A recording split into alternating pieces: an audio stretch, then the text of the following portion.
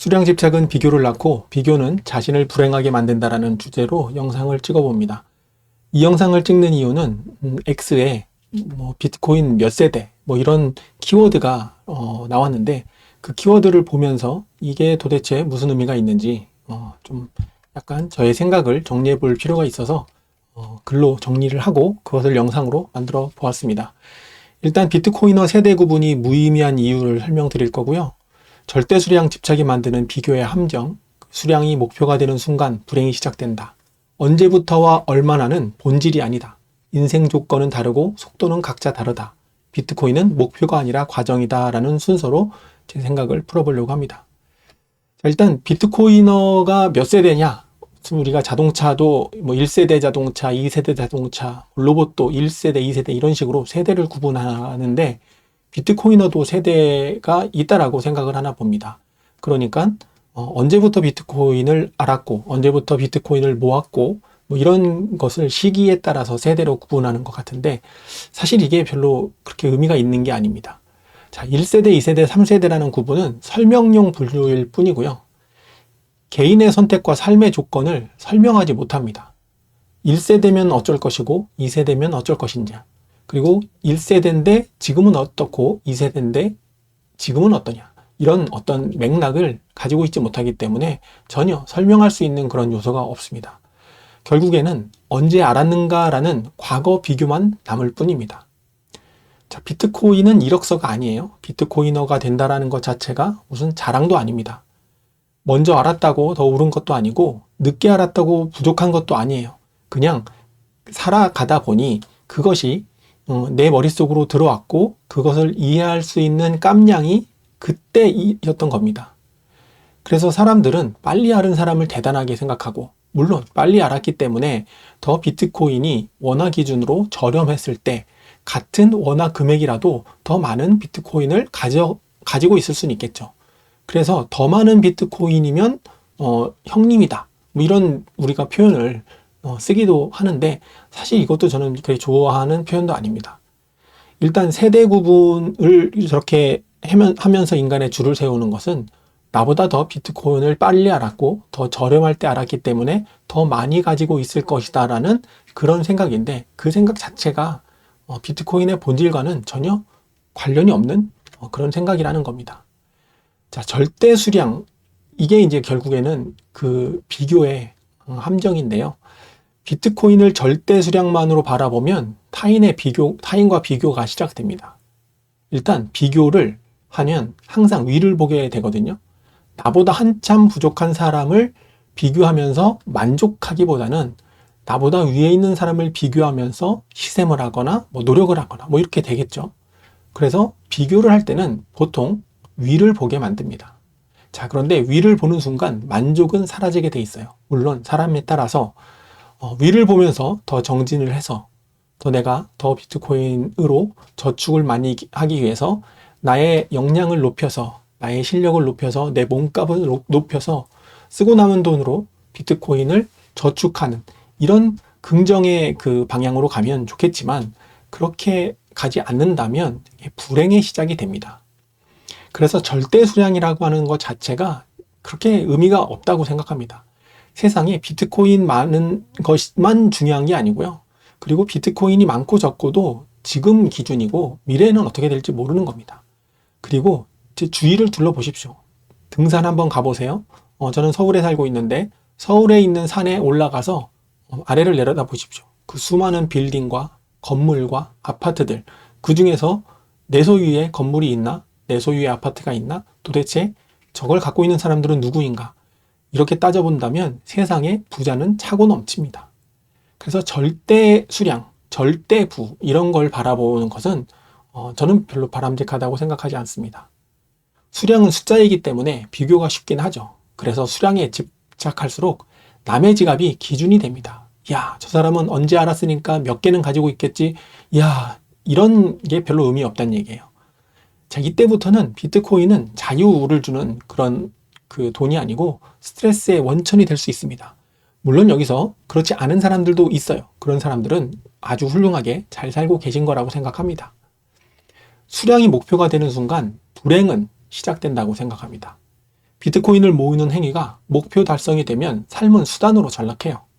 내가 몇 개의 비트코인을 모을 때까지는 무엇을 하지 않겠어 라고 해서 정말 그것을 다해 정진을 하는 그런 경우라면 그게 자기의 어떤 삶에 도파민으로 작용을 하고 어떤 행동의 절제와 이런 것들이 된다면 긍정의 역할을 하겠지만 그것이 수량이라고 하는 것이 최종 목표가 되어서는 안 된다는 겁니다. 그냥 비트코인은 돈이고 비트코인을 모은다는 행위는 내가 지금 가지고 있는 그 어떤 구매력을 미래에 보내면서 깎이지 않거나 아니면 구매력이 높아지는 것을 기대하는 그런 행동으로 비트코인을 모아야지 수량이 목표가 되는 순간 거기에 집착하게 되어 버릴 수밖에 없습니다. 그렇게 안 하는 분들은 진짜 대단한 분들이에요. 내가 목표 수량을 가지고 정진해서 그것을 이루어내는 사람들은 뭐 해도 성공할 사람들입니다. 그런 분들은 예외가 되는 것이고 일반 상황에서 보면 목표 수량에 도달하지 못하면 좌절이 쌓이고 도달해도 더 많은 수량을 가진 사람이 눈에 들어오기 마련입니다. 그래서 소위 현타가 오죠. 비트코인은 목표가 아니에요. 목표가 되는 순간 끝없는 부족감이 시작됩니다. 비트코인은 불안을 없애기 위한 돈이지 불안을 키우기 위한 내가 달성해서 획득해야 되는 그런 트로피가 아니라는 점을 저는 좀 명확하게 말씀드리고 싶습니다. 자, 그래서 이러한 관점으로 보면 언제부터와 얼마나는 본질이 아니라는 것을 이해할 수 있습니다. 언제부터 모았는지는 바꿀 수 없는 과거예요. 예전에 몇 년 전부터, 10년 전부터 비트코인이 탄생한 이후부터 이게 무슨 의미가 있습니까? 절대 수량 역시 개인의 환경을 제거한 숫자일 뿐이에요. 내가 10년 전에 알았어도 내가 어떤 마인드로 어떤 형식으로 행동을 했느냐에 따라서 지금 내가 가지고 있는 수량과 마인드가 달라질 것인데 그냥 언제부터 비트코인과 관련된 언급을 했다라고 하는 것 자체는 별로 그렇게 의미 있는 멘트가 아닙니다. 본질은 지금도 저축의 태도를 유지하고 있는지 이것이 중요한 겁니다. 왜냐하면 비트코인은 아직도 아주 초기라고 생각합니다. 왜냐하면 제 주위를 둘러보세요. 여러분들 주위를 둘러보세요. 비트코인을 디지털 사운드 머니로 생각하고 저축을 하는 사람이 내 주변에 몇 명이 있는지 살펴보시면 됩니다. 시장에서 비트코인으로 결제를 받는 시점이 언제쯤일지 한번 생각을 해보세요. 그러니까 아주 지금도 초기이기 때문에 언제부터 그리고 얼마나 이거는 지금 그렇게 중요하지 않다고 생각합니다. 과거 시점과 절대 수량에 매달리면 현재 선택이 흐려질 수밖에 없어요. 비트코인은 과거를 평가하는 기준이 아니고요. 현재 소비를 멈추게 만드는 기준. 그러니까 저축 마인드를 쌓게 해주는 아주 소중한 그런 본질이라고 생각하기 때문에 언제부터 이야 오래전부터 얼마나 이야 수량 많네 이거는 별 의미가 없다고 생각합니다. 자, 그리고 인생의 조건은 다 달라요. 속도도 각자 다 다릅니다. 소득, 나이, 가족, 국가, 책임 모두 다 다르죠. 같은 수량 기준은 존재할 수가 없어요. 뭐 얼마의 수량을 갖고 있으면 인생이 달라집니다. 그런 거 없습니다. 그렇게 가지고 있다고 해도 아파서 건강이 나빠지고 빨리 죽어버리면 의미 없고요. 아파서 병간호 하는데 비트코인을 헐어야 된다면 그것도 어려운 일이고요. 자녀를 키워서 자녀에게 개인키를 물려줬는데 그 자녀가 방탕하게 다 탕진해버리면 그것도 또 의미가 없는, 그러니까 모든 사람의 인생에 딱 맞는 절대 조건 같은 것은 없는 겁니다.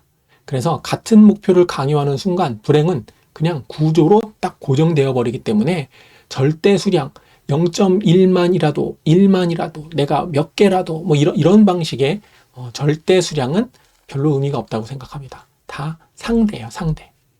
사람은 각자 다른 시점에 막히기 마련입니다. 언제든 간에 위기는 찾아와요.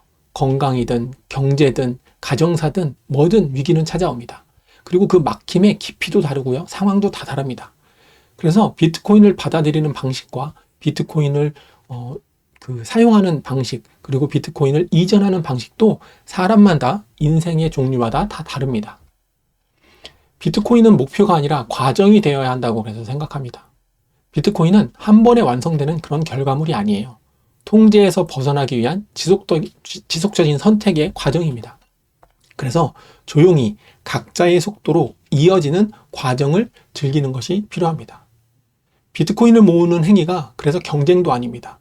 물론 지분 전쟁은 맞죠. 2100만 개의 비트코인 중에 내가 많이 가지면 많이 가질수록 더 뿌듯하고 미래의 불안은 적어지겠죠.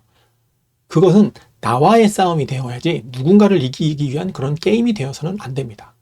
오늘의 소비를 줄이고 미래의 선택권을 늘리는 저축이기 때문에 목표로 삼지 말고 나를 단련시키는 과정으로 삼았으면 좋겠습니다. 자, 정리를 해보겠습니다. 비트코이너 세대 구분은 본질이 아닙니다. 별 의미 없는 그냥 말장난이에요. 절대 수량 집착은 비교를 낳고 비교는 불행을 만들게 되어 있습니다. 비교를 절대 수량을 목표로 삼고 그것을 가지고 불행하지 않는 사람이라면 그 사람은 뭘 해도 성공할 사람입니다. 그런 분들은 뭐 그냥 원하시는 대로 행동하셔도 괜찮겠죠. 수량이 목표가 되는 순간 비트코인은 독이 될 수 있어요. 그래서 중요한 것은 과거도 남의 수량도 아니고요. 비트코인은 각자의 삶에 맞게 이어가는 저축의 과정이기 때문에 오늘의 나와 내일의 나, 오늘의 나의 가족과 내일의 나의 가족의 그런 상황만 비교하면서 열심히 비트코인 저축하는 삶을 살아가면 될 것 같습니다.